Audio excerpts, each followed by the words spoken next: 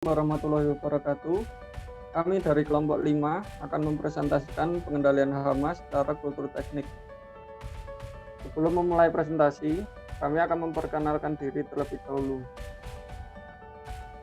Anggota kelompok 5 terdiri dari Adi Novian Wibowo dengan NIM 134190154, Muhammad Dafa Fatur Rahman dengan NIM 134190159, Joshua Fredrickson Sinaga dengan NIM 134190189, Destian Prasanto dengan NIM 134190191, Muhammad Naufal Alif Mahendra dengan NIM 134190157, kemudian Dimas Rahan Wiranu dengan NIM 134190161, Luki Sanjaya dengan NIM 134190190, dan yang terakhir Alvina Ulin Nuha dengan NIM 134190193.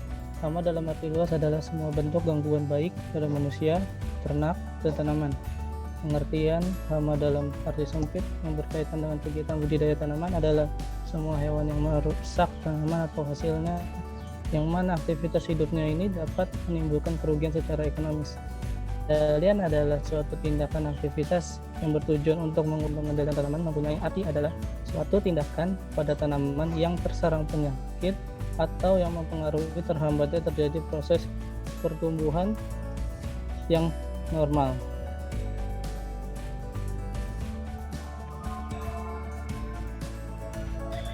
Pengertian pengendalian kultur teknis. Pengendalian secara kultur teknis yaitu adalah pengendalian OPT yang cara mengelola lingkungan atau ekosistem sedemikian rupa sehingga ekosistem tersebut menjadi kurang cocok bagi kehidupan dan perkembangbiakan hama. Hal ini dapat mengurangi laju peningkatan populasi dan kerusakan tanaman. Pada prinsipnya, merupakan cara pengendalian dengan memanfaatkan lingkungan untuk menekan perkembangan populasi hama. Pengendalian ini merupakan pengendalian yang bersifat preventif dan dilakukan sebelum serangan hama terjadi dengan tujuan agar populasi OPT tidak meningkat sampai melebihi ambang kendalinya. Dan pengendalian kultur teknis ini memiliki prinsip yaitu adalah pengendalian hama secara kultur teknis diciptakan dengan mengkondisikan agroekosistem tidak sesuai untuk kehidupan dan perkembangbiakan hama tanaman sehingga dapat mengurangi laju peningkatan hama. Contohnya adalah jarak tanam diperlebar sehingga diperoleh mikroiklim yang mendukung aerasi yang baik bagi pertumbuhan dan perkembangan.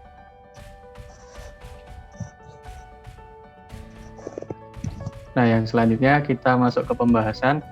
Di sini yang dibahas pertama tentang pengelompokan pengendalian secara kultur teknis, dan yang kedua kelebihan dan kekurangan pengendalian secara kultur teknis.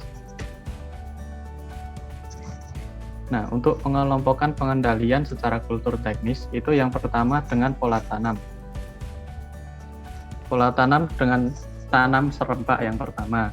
Untuk yang kedua dengan panen serempak, yang ketiga panen berjalur atau strip farming. Yang keempat, pergiliran tanaman atau rotasi tanaman. Yang kelima, tumpang sari atau intercropping. Dan yang keenam, tanaman perangkap. Untuk selanjutnya ada pengolahan tanah. Nah, pengolahan tanah setelah panen larva-larva hama yang hidup di dalam tanah akan mati terkena alat-alat pengolahan seperti cangkul. Di samping itu, akibat lain dari pengolahan tanah ini akan menaikkan larva dan telur dari dalam tanah ke permukaan tanah. Dengan demikian, larva-larva dan telur larva akan dimakan burung atau akan mati terkena cahaya matahari langsung. Yang kemudian ada benih sehat. Nah, yang pertama itu bibit atau biji, serta benih yang sehat atau bebas sejak semula. Yang kedua, melakukan disinfested dari bibit atau biji. Yang ketiga, pembersihan benih. Yang keempat, pengaturan waktu tanam bagi tanaman untuk menghasilkan benih. Yang kelima dengan kultur jaringan. Selanjutnya ada pemangkasan. Nah, pemangkasan atau pemetikan dapat dilakukan dalam upaya mencegah meluasnya serangan. Pemangkasan atau pemetikan dilakukan saat populasi hama sedang tinggi.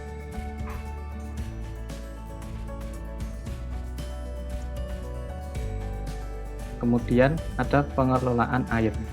Pada daerah yang beririgasi teknis, pengaturan air terutama pada sawah dapat digunakan untuk pengendalian hama tertentu pada tanaman padi.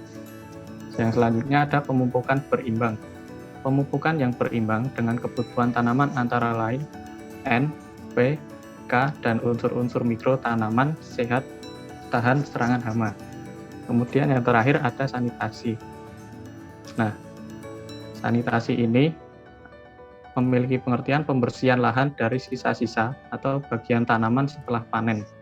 Dengan melakukan sanitasi, berarti kita telah mengurangi populasi awal dari hama tersebut, sehingga kerusakan yang ditimbulkan pada tanaman berikutnya menjadi berkurang.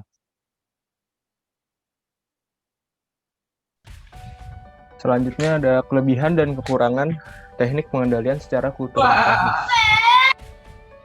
Kelebihan dari kultur teknis yaitu yang pertama, memenuhi kriteria pola tanam yang baik untuk menekan munculnya hama. Lalu meminimalkan biaya produksi, menjaga keseimbangan alam, melestarikan musuh alami dan predator, dan merupakan teknik budidaya yang dilakukan untuk meningkatkan produktivitas hasil-hasil pertanian. Dan yang terakhir, dapat dengan mudah dilakukan oleh petani. Kekurangannya antara lain, belum semua petani tertarik menerapkan pola tanam serempak dan sesuai anjuran. Lalu, perlu ketekunan dan disiplin yang tinggi antar petani untuk menerapkan pola tanam ini. Dan hasilnya tidak dapat diperhitungkan secara pasti. Dan yang terakhir, kurang efektif, sehingga teknik ini harus dipadukan dengan cara-cara pengendalian lain. Teknik pengendalian secara kultur teknis. Yang pertama, mengatur waktu tanam dan panen. Mengatur waktu tanam dapat dilakukan dengan menanam lebih awal atau menunda waktu tanam. Strategi ini dimaksudkan untuk menghindari periode migrasi dan serangan yang lebih besar. Memang tingginya waktu tanam, serta mengatur periode tidak adanya tanaman inang untuk kebun. Tensley dan Netwick 2010. Yang kedua, penanaman varietas tahan. Upaya pekitan varietas belai yang tahan kutu kebul di Indonesia penting dilakukan karena varietas tahan merupakan salah satu strategi penting dalam upaya mencegah dan menanggulangi serangan hama karena dapat dikombinasikan dengan teknik pengendalian yang lain. Sulistyo 2014. Yang ketiga, sistem pengairan yang teratur. Penelitian Latif et al. 2009 menggunakan pengairan dengan sprinkle elektrostatik dipadukan insektisida dapat menekan populasi kutu kebul karena dengan metode ini dapat meningkatkan efikasi insektisida yang diaplikasikan secara bersamaan untuk mengendalikan kutu kebul. Penelitian pengairan dengan sprinkle mampu menekan intensitas serangan kutu kebul di KP Muneng Probolinggo meskipun tidak berpengaruh terhadap penekanan populasi hama kutu kebul.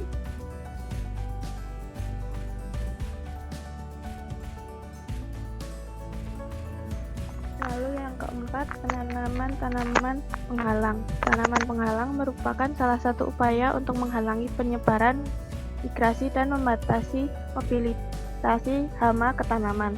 Tanaman penghalang juga dapat berperan sebagai pelindung alami terhadap vektor virus yang non-persisten seperti apis dan telah terbukti efektif melindungi tanaman dari infeksi virus. Idealnya tanaman penghalang menggunakan tanaman bukan inang dari hama target. Selain itu, juga perlu pemahaman tentang perilaku hama seperti kebiasaan terbangnya dan bagaimana tanaman penghalang mempengaruhi perilaku hama dan mikro alaminya. Pemahaman yang baik tentang hal tersebut akan membantu dalam merancang strategi pengendalian dengan memanipulasi habitat hama yang ramah lingkungan. Hox dan Carreras 2006.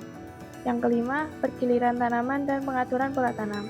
Pergiliran dengan tanaman hortikultur seperti cabai, tomat, terong, dan melon, serta kacang tanah tidak dianjurkan pada daerah endemik kutu kebul karena kedua tanaman ini termasuk inang kutu kebul.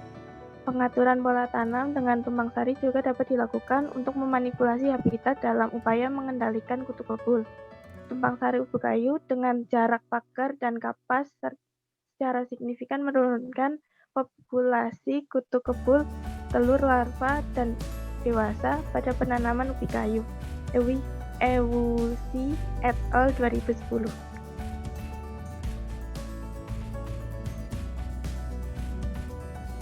Yang keenam, sanitasi sisa tanaman atau tanaman lain yang dapat dipakai sebagai inang. Teknik sanitasi atau pembersihan lahan pada areal bekas tanaman merupakan cara pengendalian bercocok tanam yang paling tua dan cukup efektif menurunkan populasi hama. Banyak hama yang bertahan hidup atau berdiapaus di sisa tanaman. Dengan membersihkan sisa-sisa tanaman dapat dikurangi laju peningkatan populasi hama dan ketahanan hidup hama. Pada prinsipnya, teknik sanitasi dilakukan dengan membersihkan lahan dari sisa-sisa tanaman singgang, tunggul, tanaman atau bagian-bagian tanaman lain yang tertinggal setelah masa panen. Bagian tanaman tersebut seringkali merupakan tempat berlindung hama, tempat berdiapaus atau tempat tinggal sementara sebelum tanaman utama kembali ditanam. Tindakan sanitasi dapat dilakukan dengan penghancuran. 1. Sisa-sisa tanaman yang masih hidup. 2. Tanaman atau bagian tanaman yang terserang hama. 3. Sisa tanaman yang sudah mati. 4. Jenis tanaman lain yang dapat menjadi inang berganti. Dan 5. Sisa-sisa bagian tanaman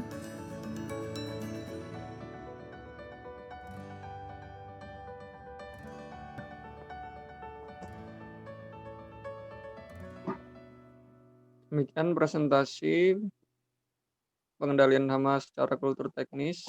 Ada kurangnya mohon dimaafkan. Apabila teman-teman memiliki pertanyaan, nanti bisa ditanyakan. Sekian, wassalamualaikum warahmatullahi wabarakatuh.